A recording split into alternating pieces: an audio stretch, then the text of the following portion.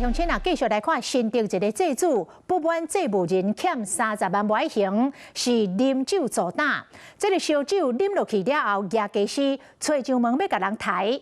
欠錢的人互抬着傷，走到分駐所化救人。員警看到祭主，夜家師入過來，馬上壓請出來阻止，當場甲嫌犯逮捕銬手銬。結果這個祭主被判刑7年6個月。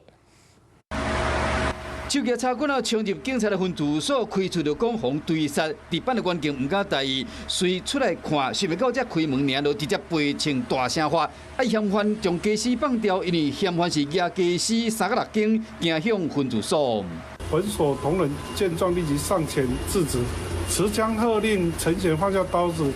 雖然嫌犯雖將家師彈掉，也毋過看到被害人依然是規巴都毀。警察徛佇兩個人中央聽雙方的講法，被害者別人回看受傷的巴肚，也毋過嫌犯講對方欠伊的錢攏毋還。住佇新德縣高美鄉的被害人，去年11月11日晚暗5點外，互這個祭主提長差不多23公分的家師，就問要甲討30萬塊的債務，討無成就甲對殺。那頭殼、頷管啊，甲頂半身攏有着傷，倒邊的巴肚、挖心臟的所在嘛被抬着傷。雖然嫌犯無承認講有殺人的嫌疑，佫講唔知會遮嚴重，加嚇一個爾無啥要緊，也毋過法院無安尼想。被告陳男他是廚師，攜帶着一個生魚片刀，平時有精心保養，是極為銳利，朝脆弱部位砍刺，極易致死。雖然這部人佇路邊捡一支叉棍啊，防身，也毋過巴肚、挖心臟的所在依然被抬着傷，佫被對殺。含到分駐所的嫌犯也毋放伊煞，加在有員警壓稱，甲逮捕銬起來。法院依照殺人未遂判刑7年6個月。像這個案件當中呢，法官有審酌到